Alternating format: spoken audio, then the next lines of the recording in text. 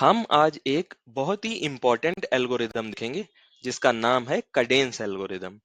इसमें हमें एक एरे दे रखा होगा, फिर हमें उसके सारे पॉसिबल सब एरे फाइंड करने पड़ेंगे और उसका हमको सम फाइंड करना है उन सब पॉसिबल सब एरे का। और उसमें जो भी मैक्सिमम सब एरे सम होगा वो रिटर्न कर देना है। तो बेसिकली सब एरे क्या होता है? सब एरे कंटिग्यूअस पार्ट ऑफ एरे होता है। मतलब अगर हम कोई भी पार्ट ऑफ एरे लेंगे तो उसकी सारी इंडेक्सेस जो हैं वो कंटिन्यूअस मैनर में होंगी। मान लो कोई एरे है, उसकी लेंथ n है, तो अगर हम कोई सब एरे की बात करें तो मान लो उसकी इंडेक्सेस हो सकती हैं 2 3 4 या 4 5 6। मतलब कंटिन्यूअस मैनर में होंगी। ऐसा नहीं है कि हम इंडेक्सेस ले लें 2 4 6, तो ये सब एरे नहीं है। सब एरे है तो उसकी इंडेक्सेस कंटिन्यूअस मैनर में होंगी। So now let's see a question to understand this algorithm better। तो इस क्वेश्चन का नाम है मैक्सिमम सब एरे, और ये बहुत ही इंपॉर्टेंट क्वेश्चन है। बहुत कंपनियों में पूछा जा चुका है, जैसे LinkedIn, amazon, Apple, Microsoft, Adobe, Google and so on. मतलब बहुत ज्यादा कंपनी है, गोल्डमैन सैक्स, सर्विस नाउ एंड मतलब बहुत ज्यादा कंपनियों में पूछा गया है। तो प्रॉब्लम स्टेटमेंट तो सेम है कि हमें एक एरे दे रखा है जिसका नाम नम्स है। हमें सब एरे एक फाइंड करना है जिसका सम जो है वो लार्जेस्ट है, और उसका सम जो है वो रिटर्न कर देना है। तो जैसे एग्जांपल देख लेते हैं। इसमें ये वाला जो सब एरे है 4 - 1 2 1, इसका सम जो है वो मैक्सिमम है। इसमें सारे पॉसिबल सब एरे में तो हमने 6 रिटर्न कर दिया। इसमें एक ही एलिमेंट है तो मतलब मैक्सिमम सम वही हो जाएगा। तो अब हम इसकी अप्रोच देख लेते हैं। हाँ, तो सबसे पहले ब्रूट फोर्स अप्रोच देखते हैं। तो हम क्या करेंगे, इसमें सारे पॉसिबल सब एरे फाइंड कर लेंगे, उनका सम फाइंड करेंगे, फिर मैक्सिमम सम जो है वो रिटर्न कर देंगे। लेकिन इसमें प्रॉब्लम यह है, सारे पॉसिबल सब एरे फाइंड करने में ही हमारी time complexity big O of n square लग जाएगी, क्योंकि हमको दो फॉर लूप चलाने पड़ेंगे इसे फाइंड करने के लिए। और हमारी कंस्टेंट ऑलरेडी 10⁵ दे रखी है एरे की लेंथ। तो brute force is not like feasible solution. तो फिर हम अब ऑप्टिमाइज्ड अप्रोच देख लेते हैं, दैट इज कैडेंस एल्गोरिदम। इसमें हम क्या करेंगे, दो वेरिएबल्स लेंगे, मैक्स सम एंड करंट सम।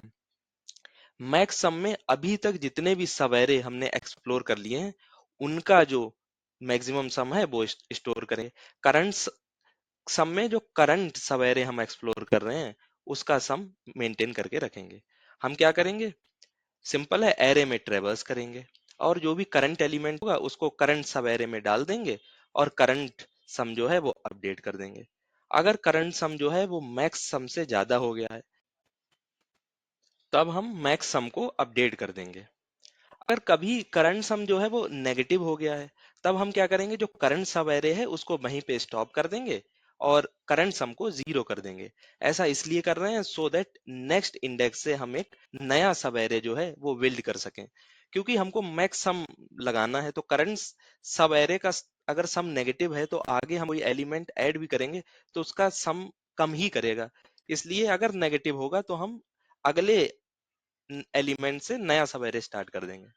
तो बेसिकली इसका सिंपल सा फंडा ये है, अगर हम किसी इंडेक्स पे हैं और करंट सब एरे के पास पॉजिटिव सम है तो हम सेम सब एरे में नया एलिमेंट ऐड कर देंगे। लेकिन अगर करंट सब एरे मेंटेन कर रखा है, उसका ओवरऑल सम नेगेटिव है, तो हम जो एलिमेंट है वो उस सब एरे में नहीं ऐड करेंगे, एक नया सब एरे वहीं से स्टार्ट करेंगे और उसमें ऐड कर देंगे, सो दैट हमें मैक्सिमम सब एरे सम मिल सके। Now we'll see the code for better understanding.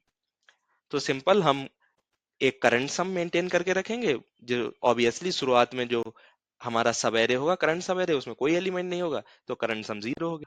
Max some int minimum maintain करके रखेंगे, क्योंकि एरे में नेगेटिव एलिमेंट्स भी हो सकते हैं, इसलिए इंट मिन मेंटेन कर दिया। अब हम सिंपल एरे में ट्रेवर्स कर रहे हैं, जो भी करंट एलिमेंट है उसको हम करंट सब एरे में ऐड कर दे रहे हैं और करंट सम को अपडेट कर दे रहे हैं। अगर करंट सम मैक्स सम से ज्यादा हो गया तो मैक्स सम को भी अपडेट कर दे रहे हैं। अगर करंट सम जीरो से नेगेटिव हो गया, इसका मतलब जो करंट सब एरे है इसको यहीं स्टॉप करते हैं और अगली बार से हम नया सब एरे बनाएंगे, जो भी एलिमेंट आएगा उसको नए सब एरे में ऐड करेंगे। इसलिए करंट सम को हम जीरो कर देते हैं। और लास्ट में हम मैक्स सम को रिटर्न कर दे रहे हैं। इसकी टाइम कॉम्प्लेक्सिटी O है क्योंकि बस एक ही फॉर लूप हम यूज कर रहे हैं।